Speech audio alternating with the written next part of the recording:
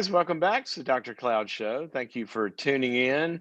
And if you are live, this is the hour where you can call in. And if we're not live, this is the hour where you can sit back and listen. And like all of us, join in with these callers as we hear their stories to learn a little bit more about us and maybe some things that we can identify with. It's one of the things I love about the show is the callers make it what it is because they give us the stuff to think about. And even though we might not be in that exact same situation, we know what it feels like to be in something like that. Maybe somebody's going through a loss or rejection, or you got somebody on the other end of a relationship with you, and they're just not that helpful. You know that feeling. Well, we hear a lot of that. So, anyway, glad the callers are with us and glad that you are with us here on another edition of the Dr. Cloud Show. Well, let me give a number out. Somebody said the other day that I say the number too fast. And so my daughter just sneaked by. Did you see that? Was a ghost that went upstairs? Back to the COVID in-home studio, right? Um, Somebody said I said the number too fast. So tell me if this is too fast. Okay. 844-940-2774. Is that good? You got it now? Okay. JK. All right. Here is the number. Call me. I want to hear about your life. 844-940-2774. 844. No, I'm lost because I'm too slow. 844-940-2774 is the number to get on the program. And always glad you're here. Loving seeing you guys support each other and share and everything you share on Facebook. Thank you also for your kind remarks. Many of you have been very encouraging to me as we've gone through this. And I really, really appreciate that. You know, you sit in a little lockdown here and you talk into a little camera and you never know if, I hope I'm being helpful. So thank you so much. All right, guys. As we always do, I start with a little thought. And here's something for you to think about in your interactions with people. There is a 2x2 matrix about when we're giving feedback to people, talking about stuff, topics, working out things.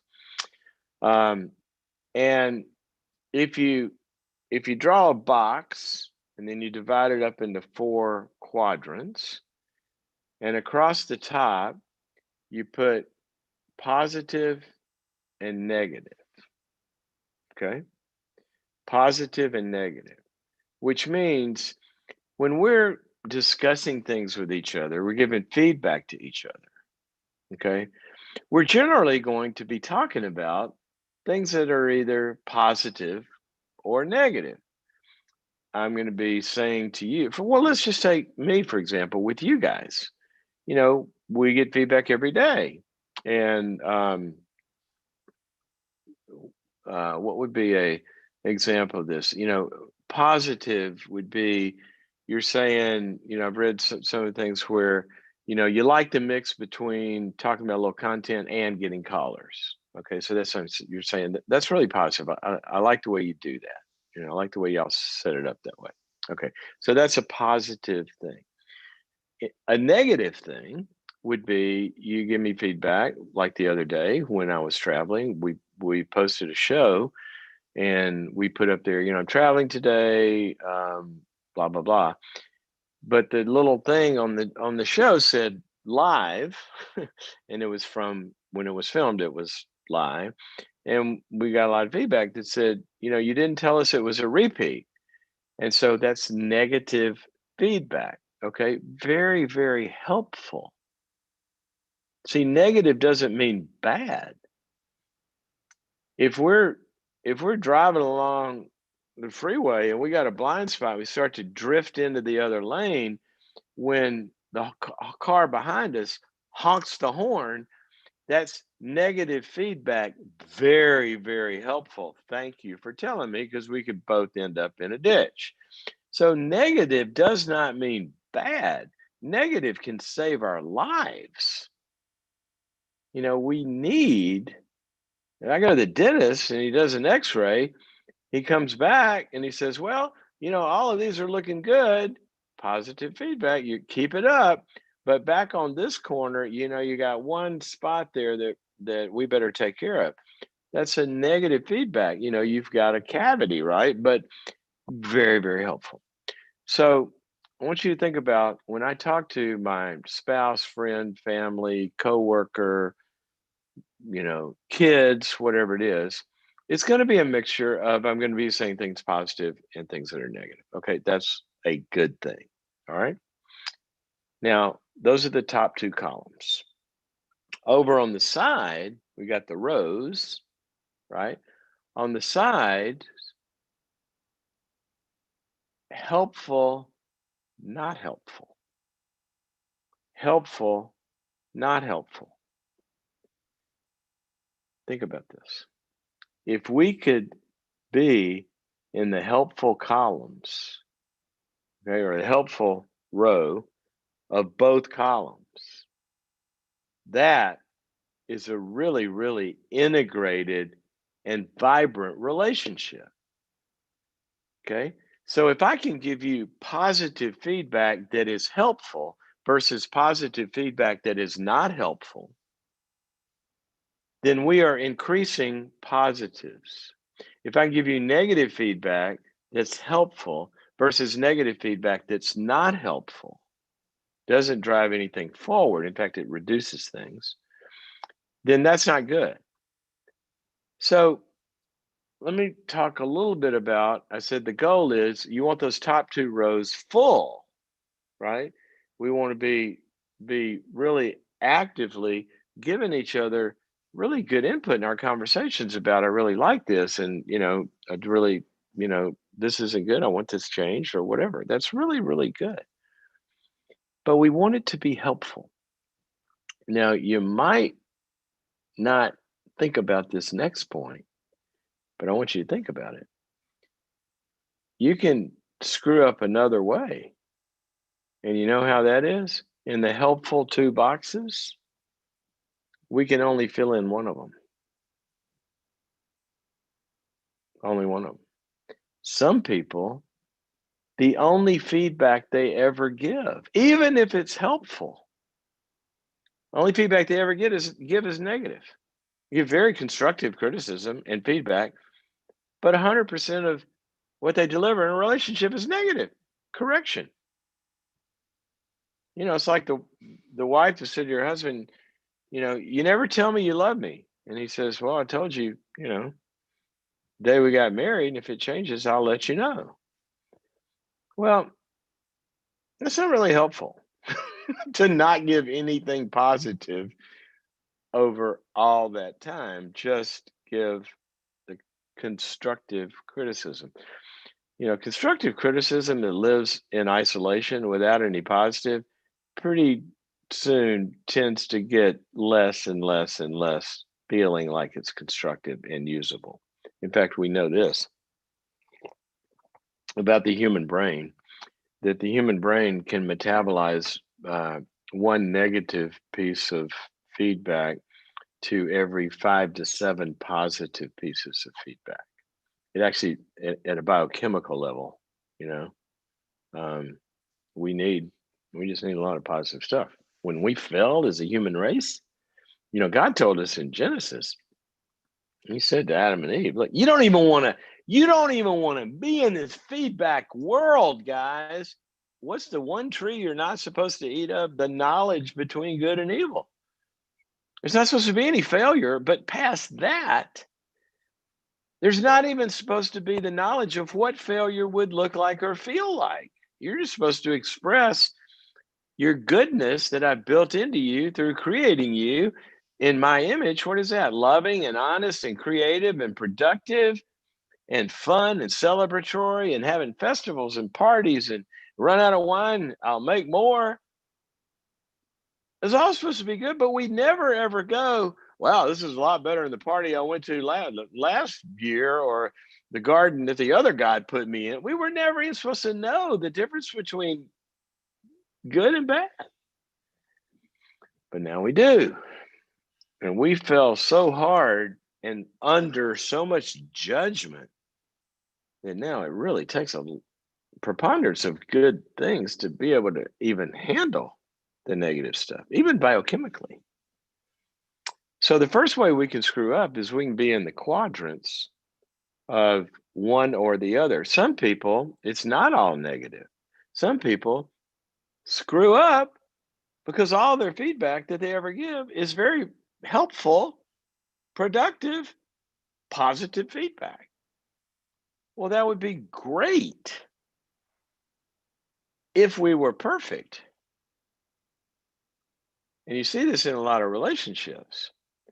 One person is the negative feedback person, the other is the positive feedback person. This person just strokes this other person over the course of years and flatters them, never confronts him, never says anything you could change or be better, or I don't like that, or sets a boundary. It's just all positive. Well, that's the best way to enable a narcissist. The very best way, because that's what they want anyway. They just want to hear how wonderful they are. Well, they are wonderful, but not 100%, right? So we can screw up by having an absence of positive. We can also screw up by having an absence of negative. Now, remember, all this is on the top row where it's helpful. Well, it goes without saying, you get down in the bottom row where it's not helpful, and we don't want to be there at all. Now, it's easy to see the not helpful negatives. We scream at somebody, we're judgmental, say you're an idiot, you're so irresponsible, you're non-specific, it's not something actionable. Negative feedback that somebody can't really take and hear it as loving and that you care about me and our relationship. So there's a tone part of it, but it also there's a how actionable is the feedback. I heard a woman in a seminar one night say, you know, got trouble with her boyfriend. And I said, well, what's going on with your boyfriend? And she said, well, I told him, she said, I just don't feel connected a lot. And I said, okay, well, that's a good problem to solve. What did you say to him? And she said, well, I told him. I said, what'd you tell him? She said, I just don't feel connected. I want to, I want us to connect more. And I actually started laughing. Really? You said that to a guy, a detached guy? I want to connect more. So how'd that work out? He is going to be so clueless as to what to do with that. See, that's not helpful negative feedback. Give him something actionable. Say, you know what, sometimes I feel distant or disconnected. I'd really like if we could go on a walk, you know, after dinner every day. If we go just a walk around the neighborhood after dinner and kind of talk about our day or what went on. See, that's really helpful negative feedback, right? Or how we could get better. And then here's the real blind spot is on that last quadrant. And then we'll go to some callers. That last quadrant um, is about the non helpful positive feedback. Basically, this falls into a couple of categories. One is flattery, where somebody just tries to make the other person feel good all the time. They puff up their ego. They always want to say something positive and this, that, and the other, which really doesn't help us grow. It actually can just create a mirroring of the false self, right? Of what somebody's the image they're trying to put out. Or we're trying to build up their self-esteem, which is the goofiest concept ever. Just trying to make them feel good about themselves. You get a trophy for, waking up that day. Well, that's just, it doesn't improve any competencies. It doesn't improve any skills. It makes somebody feel good. Tell them you love them, right? Tell them you're so glad to be with them. You don't have to stroke them into feeling like they're something they're not. Flattery is usually a form of manipulation.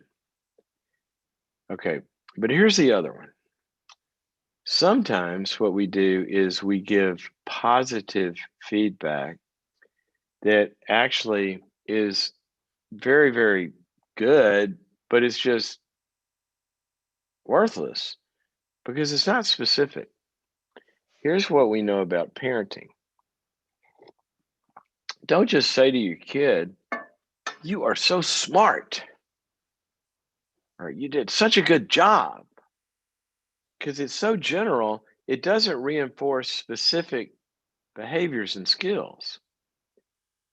If I want to say to one of my kids, "You're so smart," or "You did such a good job," what I've also got to say is specifically, what am I talking about? Like I was talking to my daughter, who's a singer-songwriter. Look up her music. It's Lucy Cloud Music. You can find her on Spotify or on iTunes, YouTube. She's released 4 songs now. She just graduated from high school and she's got, half of an album out there. So it's really exciting to see her grow through these stages. But whenever I'm talking to her, what I try to be mindful of about her music is say, you know, that that song is so great, or the release of that song is so great, and you did such a good job. But you know what? I'm just so impressed with because every day you set aside time and you re-recorded it over and over until you got it right. And every day when you do this with your writing or this, that, and the other, whatever it is specific, Lucy, that is so cool. The diligence, because it's daily work that you put into this, or specifically in some area. The point is that you're really saying you did this very, very well. And what that does is not only feels good, but it reinforces the competency or the skill that we're trying to get better at. So when we tell people specifically, this is really helpful versus, oh, great job, that's much more helpful when we're specific. Okay, so think about your relationships. We want to make sure we're giving constructive criticism as well as positive feedback. But we want to make sure it's always in the helpful category, not the non helpful category. Okay? How about that? Let's go to the phones. We are going, by the way, I'm going to give the number out one more time slowly again 844, because you gave me positive feedback or negative feedback about this. 844 940 2774. How's that? Okay. Let's go to the phones. Terry, calling us from Atlanta. Welcome to the program. Hi, Dr. Cloud. Hi, Terry. I'm so honored to speak. Hi, Dr. Cloud. I'm so honored to speak to you. I read your Boundaries book 20 years ago, and that was a life changer, and I really appreciated that. The reason for my call today is my husband and I are having a problem with our adult married daughter who is 25, where we have never had a problem in the past. And really? one of the things that I had seen on your Instagram that I wanted to read back to you because it communicates exactly the situation we're in. I hate it when somebody reads back my own words and I got to eat them. Did I say something goofy? It's so good. No, it's so good. It is what a sad situation when the injured party apologizes to the hurtful party simply to stay connected.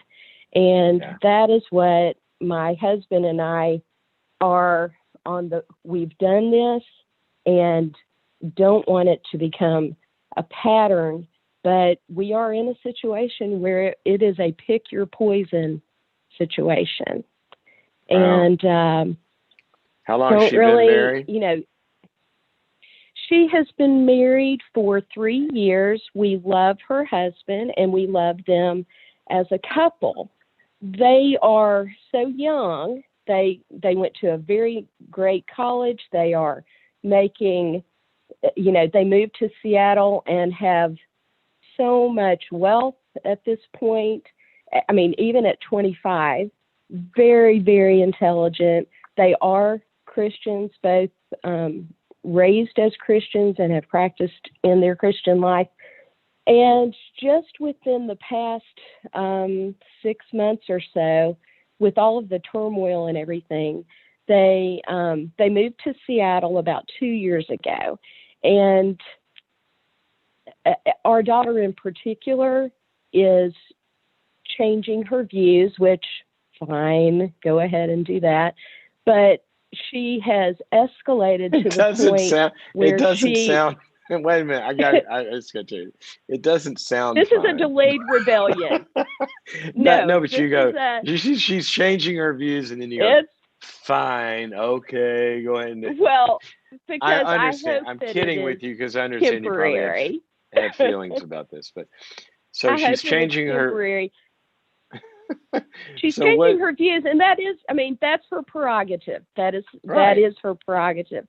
But what she has escalated to, and her husband is not stopping her from doing this, is she is beginning to examine her childhood and the things that we taught her, the things that she has read in the Bible, and beginning to say, I wonder.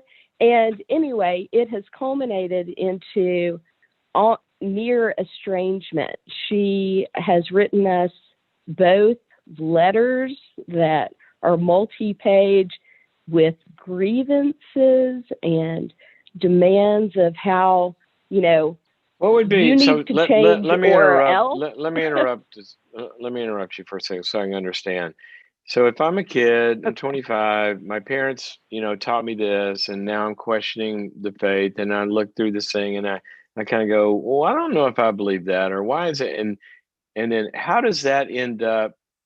I mean, that's normal. So how does that end up in an estrangement? Sure. Well, because we are, it's not estrangement on our part. I don't know if she's talking to people or if she's just reading and being influenced by something, but she is coming to believe that we are toxic to her. And that's the word that she used, because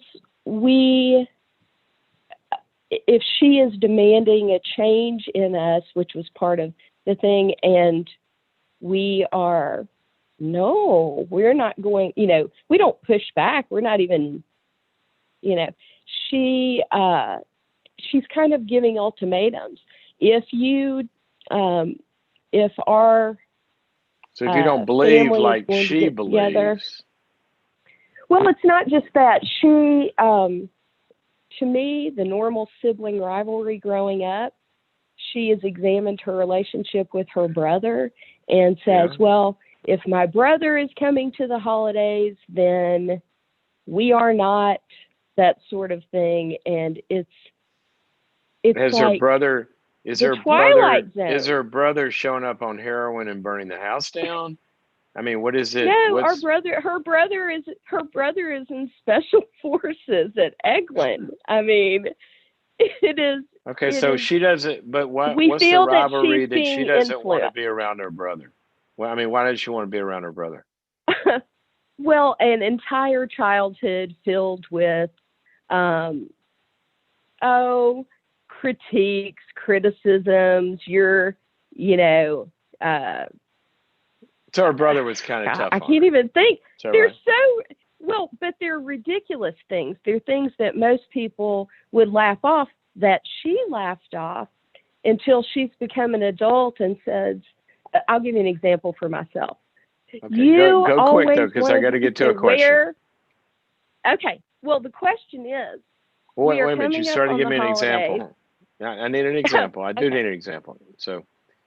The example is, let's say, she believes that I am infantilizing her, is the word that she used, because when she was growing up, I would say, why don't you wear your hair like this? let's go get some new outfits. Let's do this or that. And that isn't, and it wasn't anything out of the norm. It wasn't demanding to do that. It's kind of like, you look so cute when you're like this, and she doesn't like that. And I am a Southern mother. I mean, that's was there pressure to go that way? Like if she wanted to do her hair purple, and spike it, was that okay too? Yeah. Oh, sure, yeah. It wasn't something that I would mope about if she did it. It's just like, oh, okay, because of the boundaries that I read when she was 2 years old. I lived my life very much in the boundary area. But again, the question is, well, I don't know what that means. Walking on eggshells. Okay. Well, we are walking on eggshells and feeling that we don't want to lose her. And so we're apologizing to her and don't mean it because we didn't do anything to her. But I don't want to get into give me a specific example of what. Let's go back to the infantilizing thing. Give me a specific example. Okay. All right. Where she thinks she was wronged and you don't think you did anything. Tell me, get more specific about that. Okay. I'll have to give you probably the catalyst, and I really didn't want to go there because it's so complicated, but I'll try to make it quick. Okay. She wanted to go on a vacation with us. Our son's in Florida. I said, we're going to go visit your brother. Do you want to come? Yes. They have differing ideas about how dangerous COVID was. I called the night before and said, hey, we're going to go meet your brother and his buddies at this restaurant. Just wanted to give you the heads up. It's going to be so fun. They texted us back, we've got a real problem with that, demanded that we cancel the trip or not see our son if they are going to come. How can they come if you cancel the trip? Well, that's not what I meant exactly. They said, we're not going to come if you are going to, if we are going to go out to dinner because we don't think it's safe. Okay. And so what about that? We had already promised our son, who we also love very much, who we haven't seen since December. He's in Special Forces. He is, No, I understand there were great reasons that you we're want to visit your son. We're not going to choose between our children.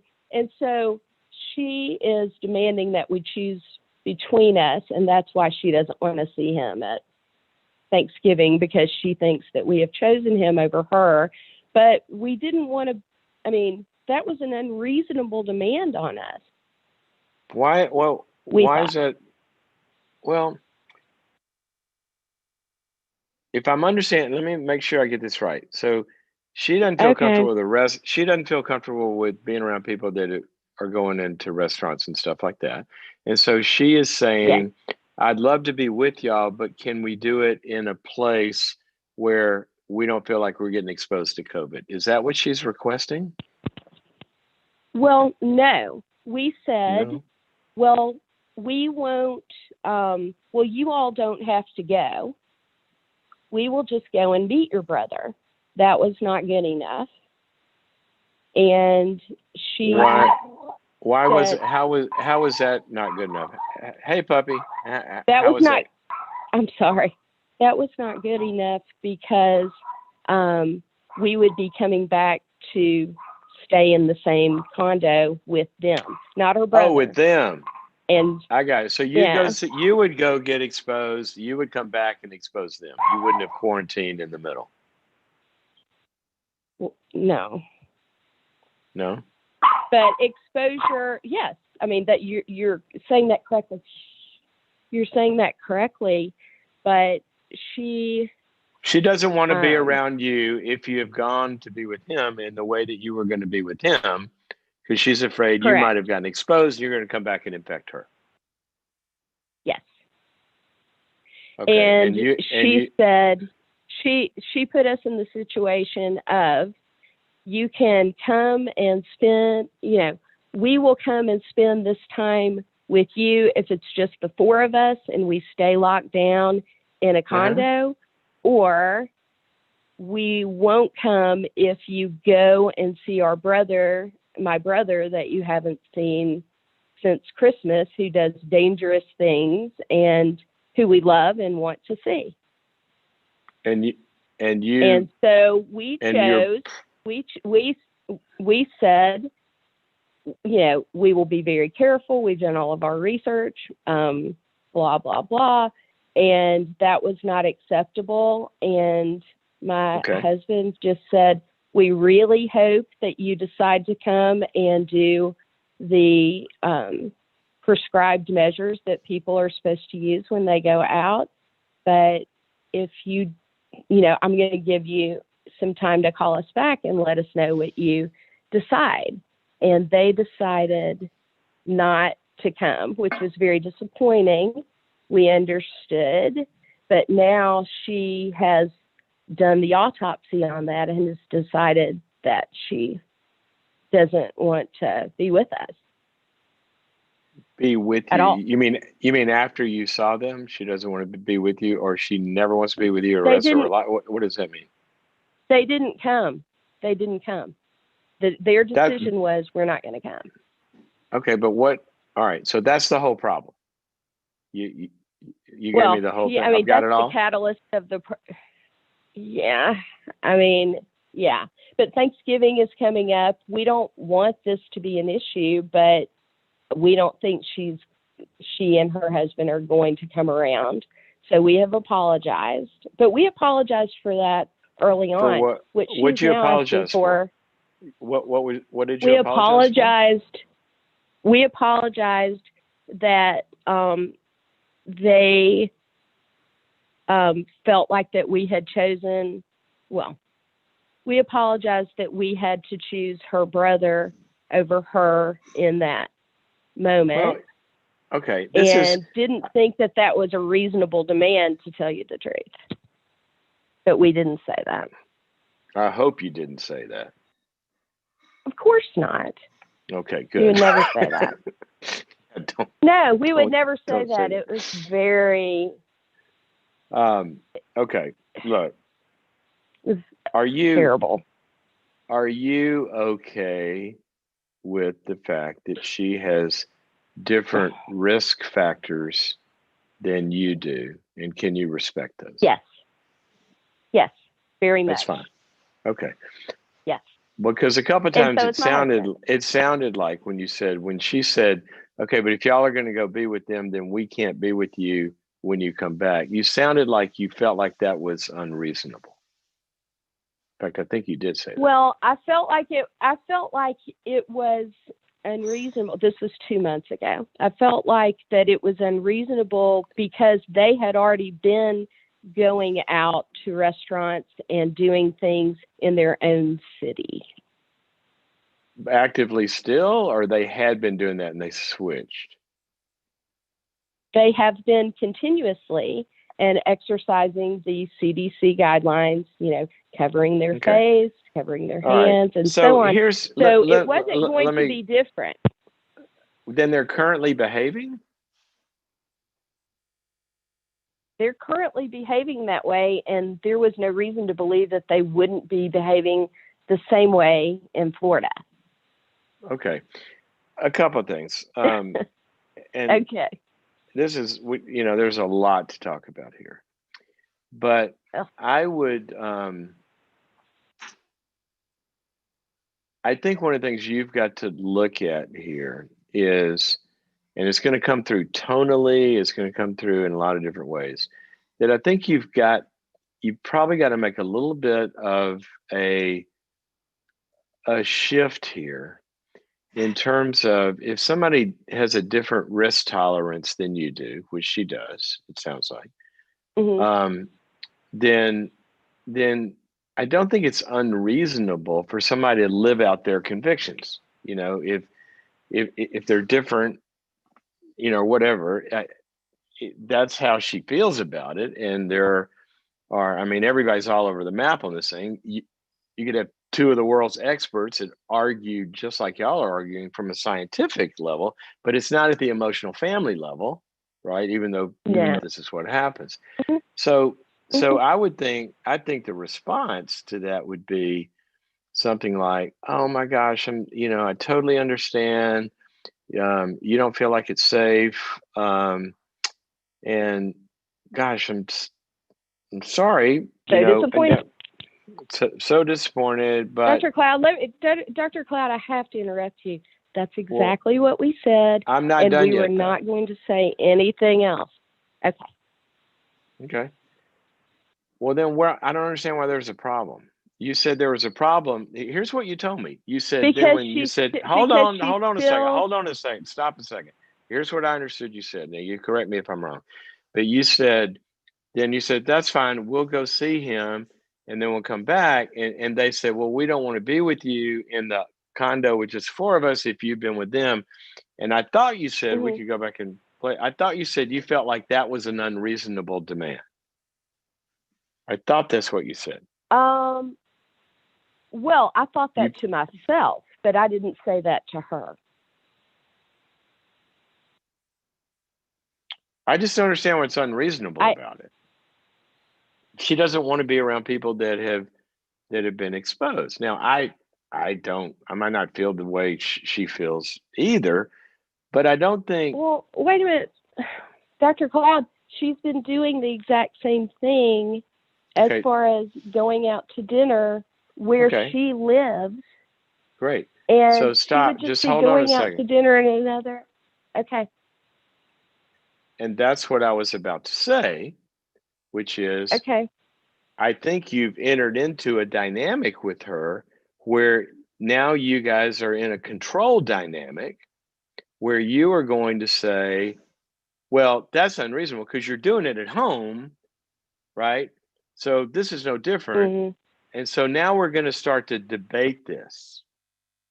What I'm trying to get you to do, what I would like for you to do, I want you to unplug, okay, and try to see her agree, or this isn't about who's right or wrong or disagreeing or agreeing. I think you've got to get her into, in your head, a freer and more separate psychological space from you, okay? Then you can address the secondary issue. So it would sound more like this. I'm sorry, sorry you feel that way. We feel okay with it. We still want to visit him down there. We hadn't had time with your brother, and it's important to us. We'd like to get back. We'd like to get together with you as well. Sorry you don't feel comfortable with that. Maybe we could delay that for the 14 days that are required, and then we'll all get together if you're comfortable with that. But I do have a question. I mean, I totally respect it, but I do have a question. You said you guys are going out to restaurants where you are, in Seattle, right? If you can help me, maybe a compromise. See, I'm not arguing here. I can say, but maybe a solution would be if you could tell us how that works, where you feel safe doing it, and maybe we could design it over here in that same way, then maybe we could all be together. What about that? That would have been perfect. And my husband did say that, but they were already so upset that they didn't entertain it and just hung up. So just hung up. Okay, so that's where it is now. Yeah. Yeah. Yeah. What does that mean? Is that the frustration of that's what she's done? What am I hearing? No. The frustration is she is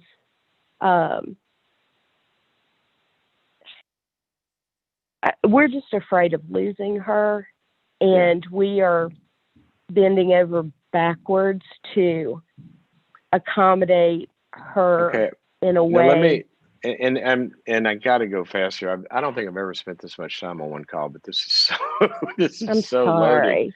No, awful. It's not.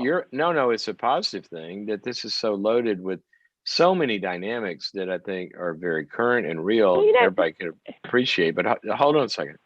When you said you're bending over backwards, I haven't heard that yet. Tell me how you bent over backwards.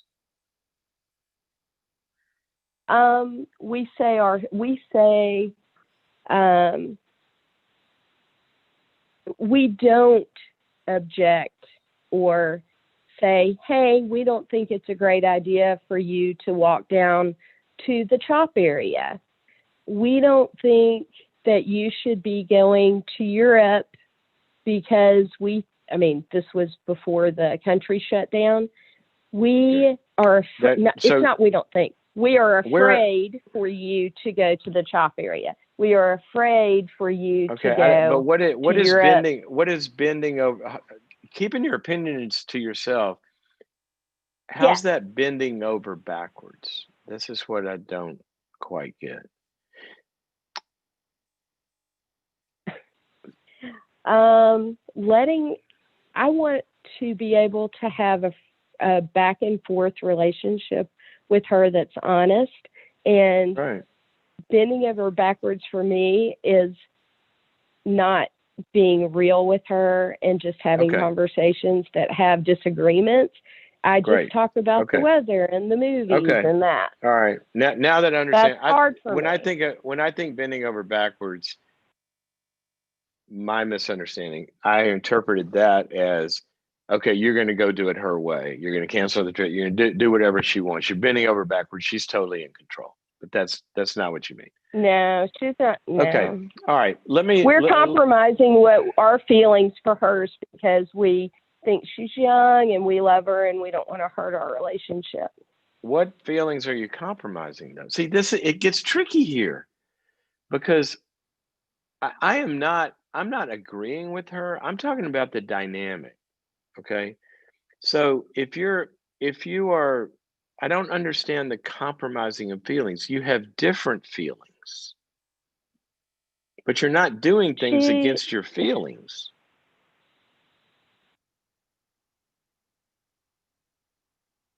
I don't understand. I don't understand not objecting to being called toxic. I don't understand. We haven't talked about that. We haven't talked about that. That's where I want to get to. Well, okay, so I would have to come to California and pay you for sessions. Well, let me just say this.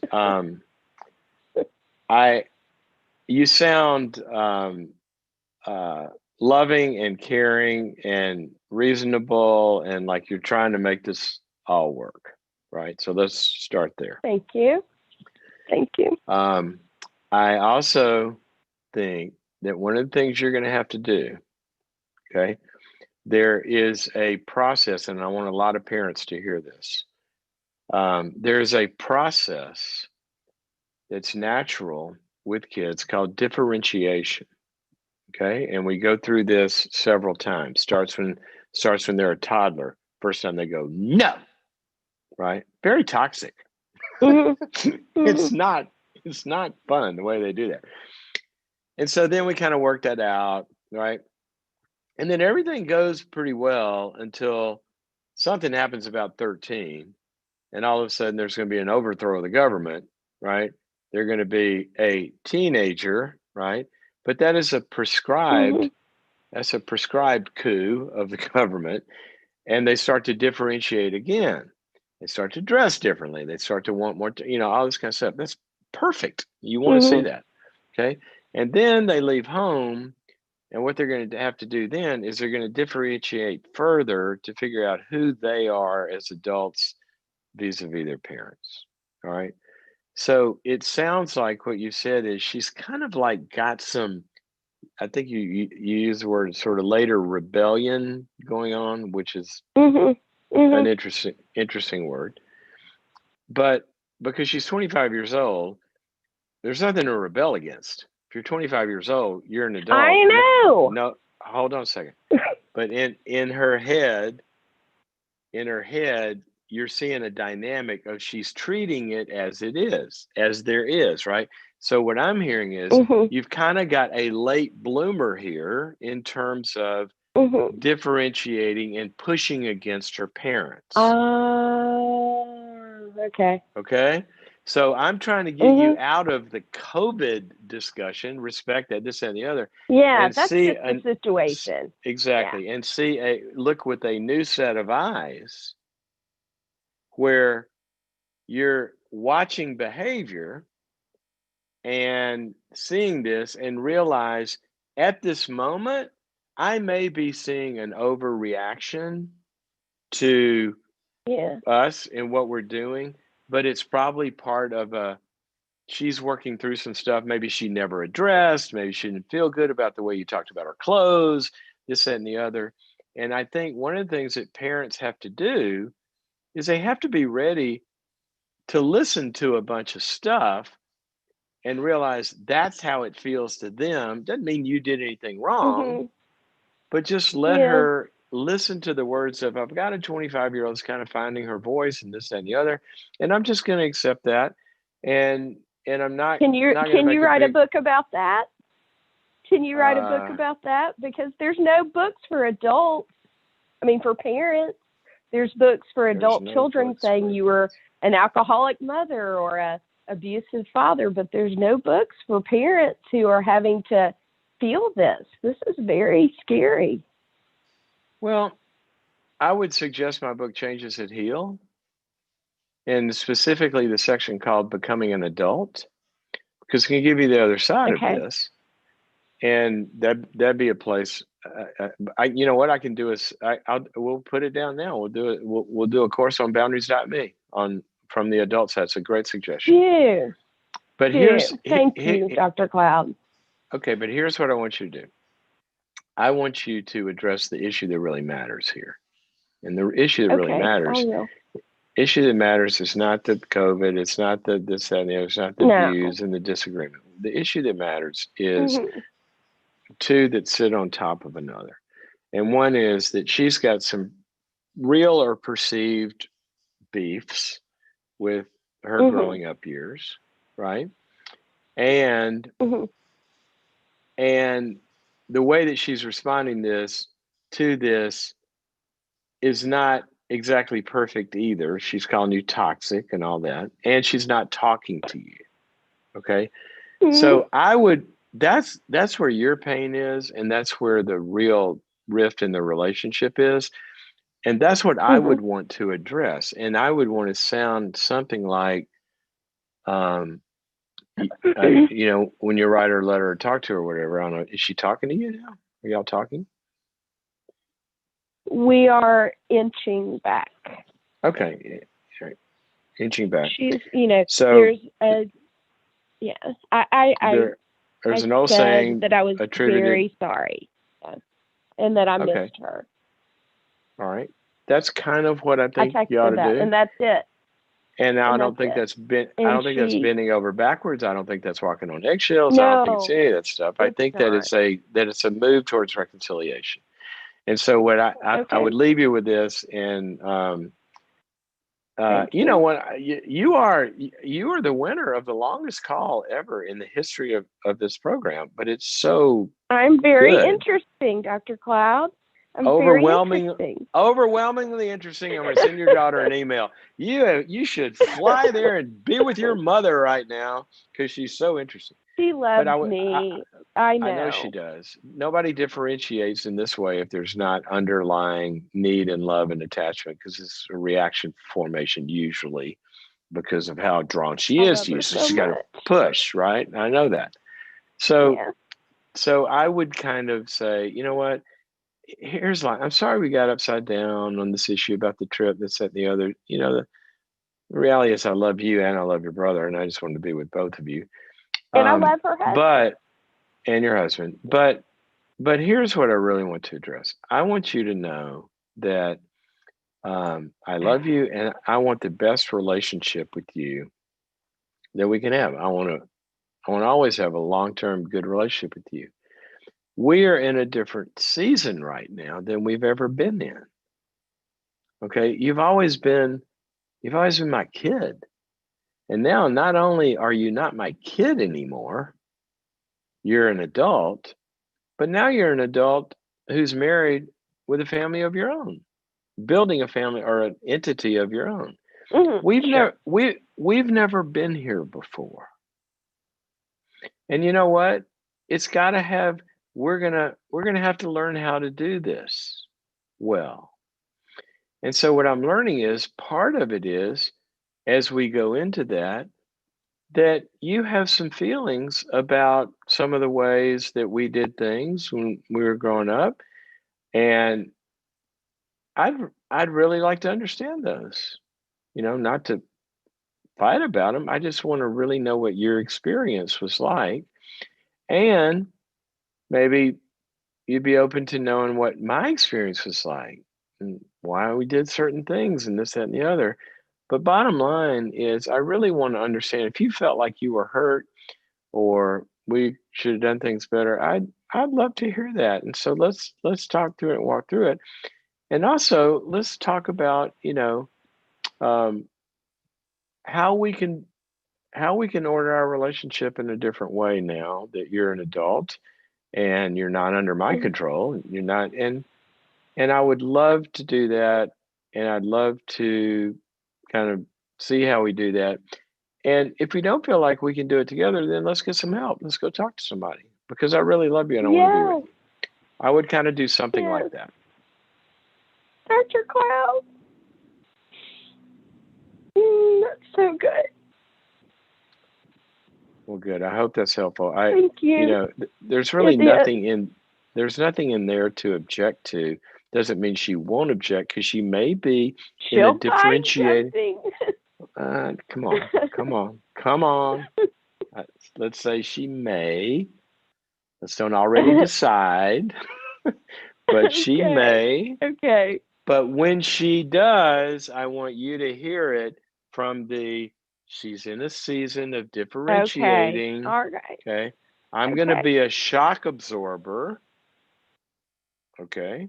I'm going to be a shock absorber Mhm. and kind of Proverbs says, one of my favorite verses, it is a glory to a person to overlook an offense because Yes. that's not a hill worth dying on. We're fighting for the relationship. Now True. True. you don't want to bend over backwards, which I haven't heard you doing. And what is okay to do is address the real issue. And that's what I'm asking you to do, but do it in back to our previous matrix, do it in a way that's helpful, not in a way that gets Okay. y'all sideways. All right. I've got to run. I can't believe it. You win for the longest call ever. And my team, I don't know if they're going to Well, like that. I don't know how. I want the feedback from the audience. I've your never spent producer more likes than me too. okay. Well, you got two votes now. Dr. Cloud, I don't thank know. you so much. Thank you. Thank you, Please thank you write it. for your call. We'll put something on Boundaries.me. If you're not a subscriber to Boundaries.me, it is it's a what is it? Boy, it is just a university, really. You don't get a degree, but you get equipped. It's kind of my life university. You can become a subscriber and you have access to, I think we're in the range of 70 plus courses on there, everything from adult children, things like this, in laws, anxiety, all of this stuff.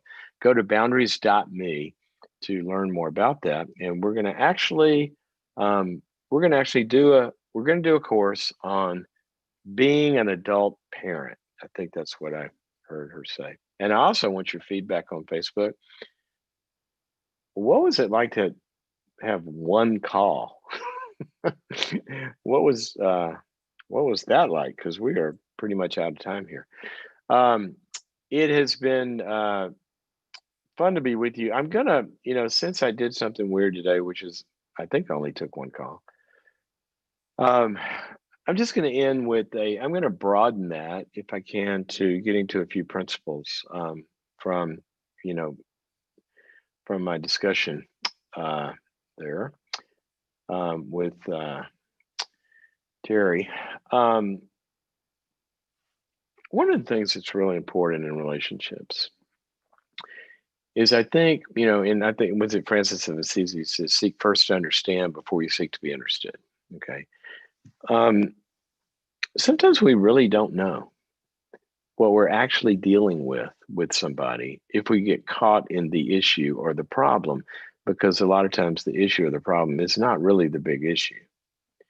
Now, judging from, kind of what we talked about, there's a subtext to this where the issue might be a vacation or COVID or a holiday, but the subtext is a reorienting the power in a relationship, where from somebody goes to a kid to a married adult. And sometimes if we can listen with the ears of, I'm not going to get in an argument about things that are unsolvable. I mean, this truly, if they treat that as the problem, it's unsolvable, because you have two adults with different perspectives. I don't mean unsolvable. You can't find a compromise solution. But I mean, is if you just treat this as an argument, who's right? You're going to stay there all day. But what you can get to is a deep listening of understanding how somebody feels about it and what the real underlying issue is, which is here a lot of emotional stuff that they've never really talked about, and reorganizing the relationship from childhood to adulthood. So I would encourage all of us to, when we find ourselves in a lock jam, kind of like that, to sit back and say, maybe I need to listen. Maybe I need to understand more.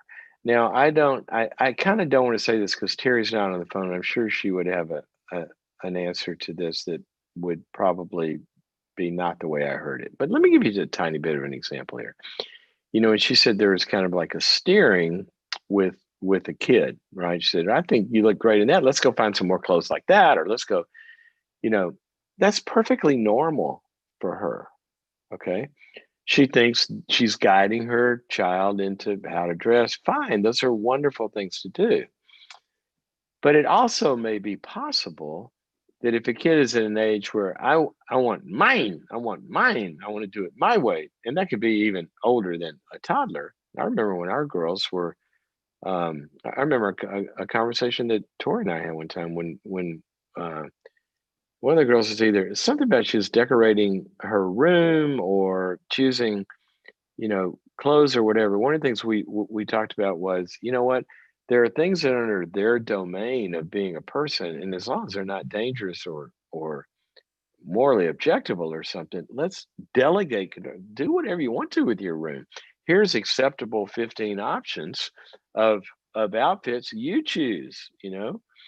And the more, see, for a kid, sometimes normal parenting things, because they're in a process of de-parenting, they can feel very different to them. And sometimes we have to just listen, because you might have been right about the clothes. You might have been right to even try to guide in a certain way.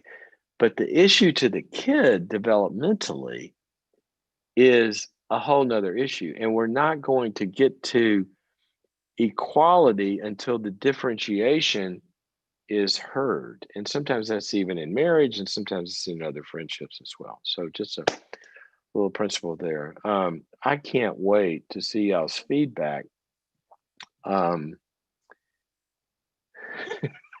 of a one call program. I can't wait to see what you guys say about that. Let us know on Facebook. I'm not going to promise, but I guarantee you I'm going to try, unless you tell me otherwise. Otherwise, it's going to be like, Dr. Phil show or something, which is a great option, or you have one person on the whole hour and you go deep. Anyway, it'd be interesting. Okay, Monday is Labor Day. So I don't know. I really don't know. Our family, this is a family thing. We haven't really decided yet kind of what that day looks like. My hunch is, the little we've talked about it, that I will be going live on Monday. If you're holed up in quarantine or in your car or wherever, I think we're going to plan right now to be 10 o'clock live on Monday Pacific. And if we aren't, then we'll do something else. But as always, just go on the sites and check it out, and we'll let you know. I love, love, love you guys. I love our audience. I love our callers. caller, I should say, today. It's been fun, and I hope you have a great Labor Day weekend, and I'll talk to you as soon as we do. Okay, bye-bye.